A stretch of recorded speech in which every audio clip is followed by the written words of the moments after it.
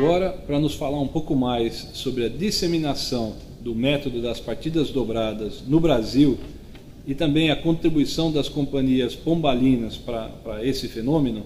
Nós vamos convidar a Angélica Vasconcelos, que é doutoranda aqui do nosso programa de contabilidade aqui na USP, minha orientada e co-orientada pelo professor Alan Sangster.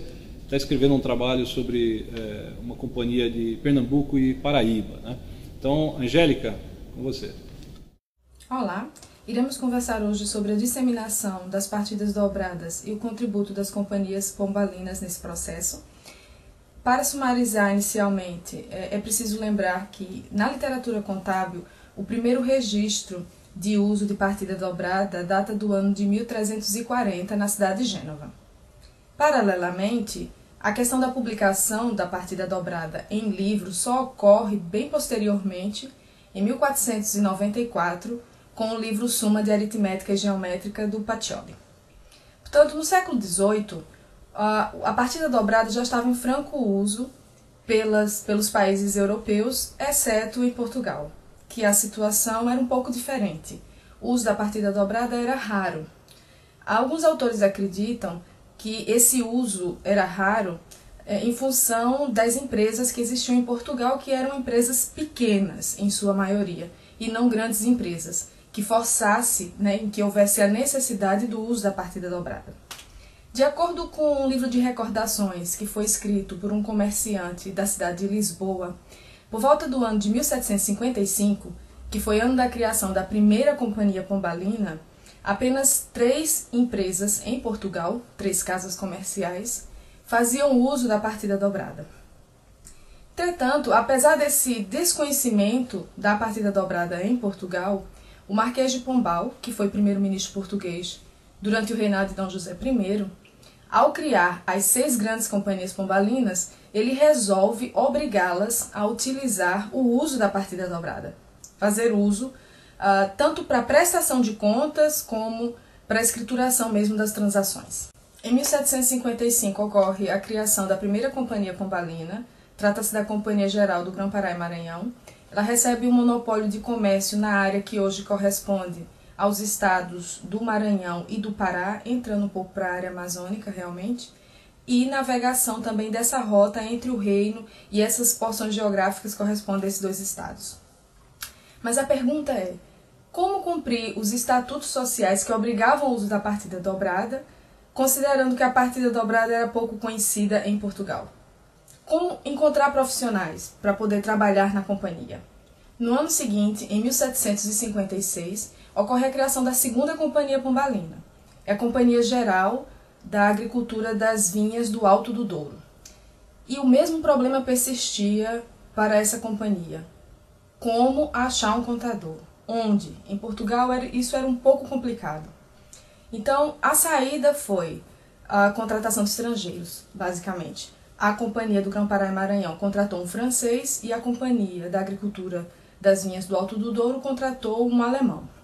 Diante da falta de conhecimento, tanto dos comerciantes portugueses quanto dos agentes de comércio e das dificuldades das companhias pombalinas em encontrarem profissionais hábeis para atuarem frente às suas contabilidades, o Marquês de Pombal resolve, em 1759, estabelecer uma instituição de ensino em Lisboa para difusão do método da partida dobrada, que, segundo ele, a falta desse método ocasionava a ruína dos comerciantes da época.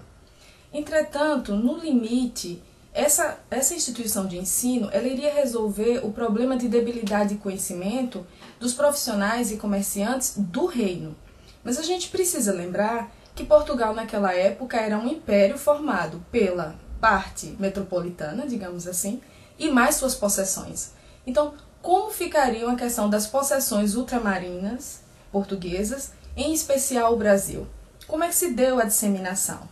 Sabe-se que as aulas de comércio no Brasil, ou seja, uma instituição similar à que foi criada em Lisboa em 1759, só chega ao Brasil em 1809.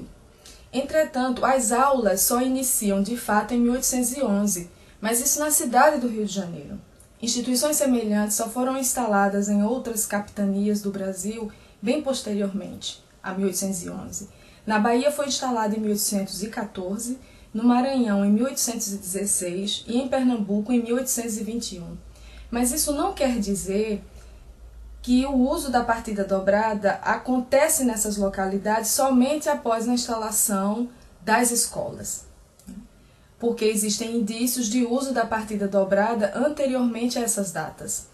Então, descartando o papel da escola na disseminação da partida dobrada, como ocorre a disseminação pelas capitanias brasileiras? No caso de Pernambuco, a Companhia Pombalina, que foi criada em 1759, ano de fundação também da Aula de Comércio, a Companhia Geral de Pernambuco e Paraíba, ela funcionou como veículo de disseminação da partida dobrada da seguinte maneira. Em termos organizacionais, a Companhia de Pernambuco possuía um escritório central localizado na cidade de Lisboa, de onde emanavam todas as principais decisões da companhia, era o centro decisório, e contava ainda com 2 unidades subalternas, uma localizada na cidade do Porto e uma localizada na Vila do Recife, no Brasil.